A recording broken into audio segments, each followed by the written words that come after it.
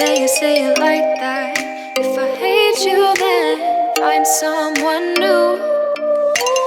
Baby, but you know I never will. No, so I choke you down just like a pill.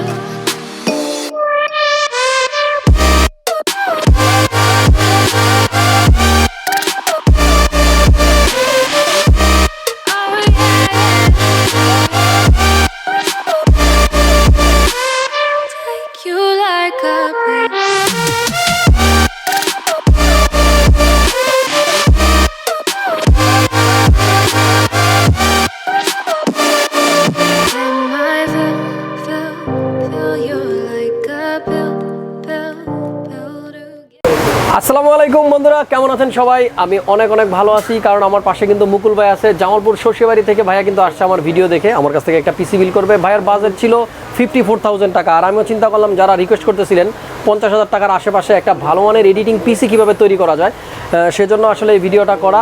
আপনাদেরকে ধারণা দেব সম্পূর্ণ ভিডিওতে 54,000 থেকে 55,000 বা 50,000 টাকার মধ্যে আপনারা কী ধরনের পিসি বিল করলে ভালোভাবে এডিটিং করতে পারবেন।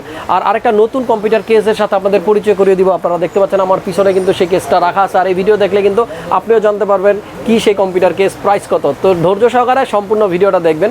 আপনাদের সবার ভালোবাসা এবং সাপোর্ট কিন্তু আশা করতেছি। আপনাদের সবার সাপোর্ট পেয়েই কিন্তু হাসান ভাই আজকে এত দূর, আর আপনারা পাশে থাকলে হয়তো আরও অনেক দূর যেতে পারবো। ধৈর্য সহকারে সম্পূর্ণ ভিডিও দেখবেন, ভালো লাগলে একটা লাইক দিয়ে দিবেন। চলুন কথা না বাড়িয়ে মূল ভিডিওতে চলে যাই।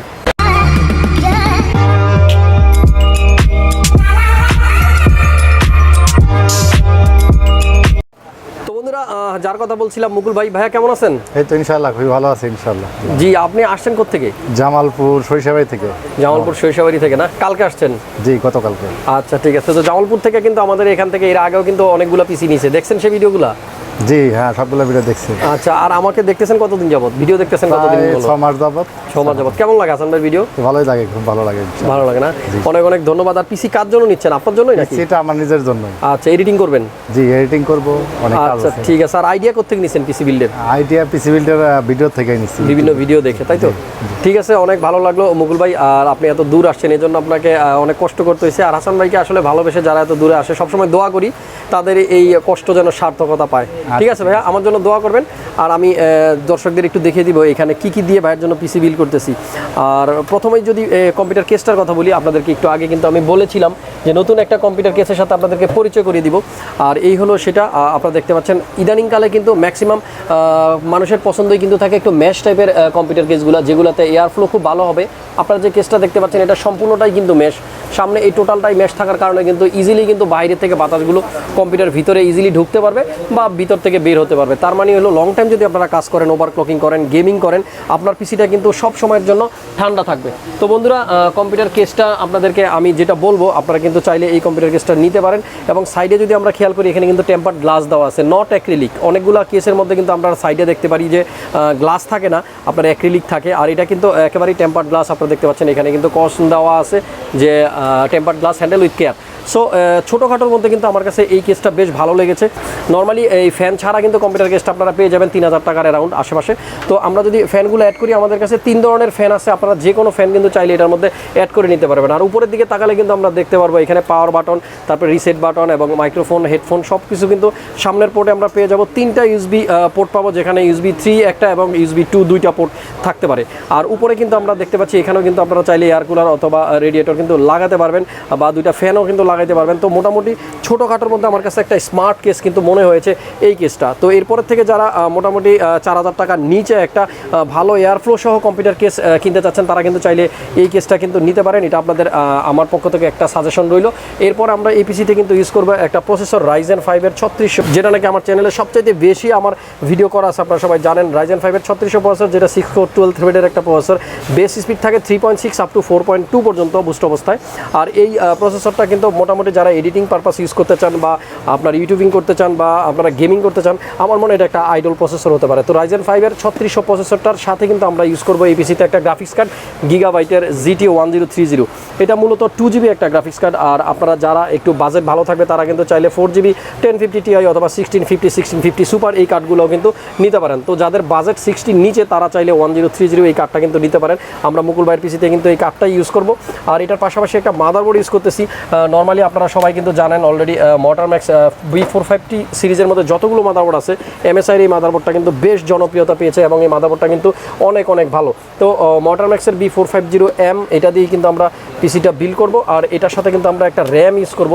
আমরা দেখতে পাচ্ছেন কোর্সায়ারের দুটা র্যাম, যেটা ভেনজেন্সের LPX 8GB 3200 মেগাহার্টসের দুটো র্যাম কিন্তু আমরা দিচ্ছি এই পিসির সাথে। 16GB র্যাম দিয়ে কিন্তু ভাইয়া এডিটিং কিন্তু ভালোই করতে পারবে। তো যাদের 16GB র্যাম লাগবে তারা চাইলে কোর্সায়ার নিতে পারেন। কোর্সায়ারের পাশাপাশি আমাদের কাছে কিন্তু আরও অন্যান্য ব্র্যান্ডের র্যামও আছে, সেগুলো নিতে পারেন লাইফ টাইম ওয়ারেন্টি সহ। আর পাওয়ার সাপ্লাই কিন্তু বর্তমানে আমি লাস্ট একটা ভিডিওতে আপনাদেরকে বলেছি আমাদের কাছে এখন ম্যাক্সিমাম সবগুলো পাওয়ার সাপ্লাই কিন্তু অ্যাভেলেবল হয়ে গেছে, আপনারা কিন্তু চাইলে এখন নিতে পারেন। তো গিগাবাইটের 450 একটা পাওয়ার সাপ্লাই দিচ্ছি, যেটার মডেল P450B 80+ বোন সার্টিফাইড একটা পাওয়ার সাপ্লাই। এই পাওয়ার সাপ্লাইটা দিয়ে পিসিটা বিল্ড করব। আর এটার পাশাপাশি কিন্তু আমরা একটা M.2 NVMe ইউজ করব, ট্রান্সেন্ডার 128GB একটা NVMe M.2, যেটার মডেল হলো PCIe SSD 110S Gen 3 4। আর এই এসএসডিটা কিন্তু আপনারা সবাই জানেন যে ভালো একটা এসএসডি, এটার মধ্যে কিন্তু আপনার রিড রাইট স্পিডও বেশ ভালো পাবো।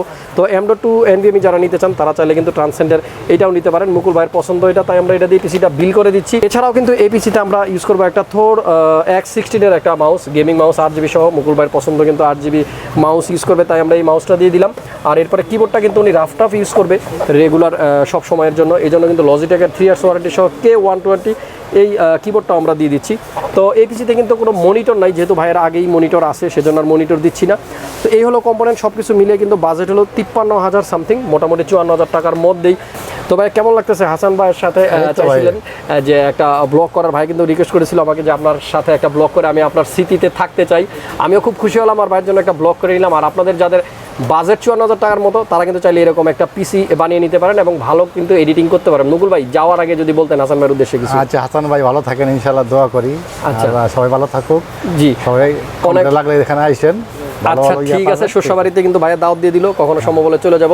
স্পেশালি আমার এই ভিডিওটা করার উদ্দেশ্য কিন্তু এই কেসটা নিয়ে, যাদের কম্পিউটার কেসের জন্য অনেক দিন যাবত টেনশনে ছিলেন যে এই বাজেটের মধ্যে একটা ভালো মানের কি কেসিং নেওয়া যায় 8GB সহ, ভালো এয়ার ফ্লো সহ।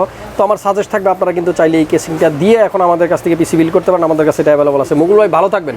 আচ্ছা ঠিক আছে, দোয়া করবেন আসলামের জন্য, ঠিক আছে? তো বন্ধুরা মোটামুটি এই ছিল ভিডিও। আরেকটা কথা জানিয়ে রাখতে চাই, ভিডিওটা শেষে আমাদের কাছে কিন্তু এখন সব ধরনের র্যাম, গ্রাফিক্স কার্ড, বোর্ড, তারপরে আপনার কম্পিউটার কেস সব কিছু কিন্তু অ্যাভেলেবল আছে।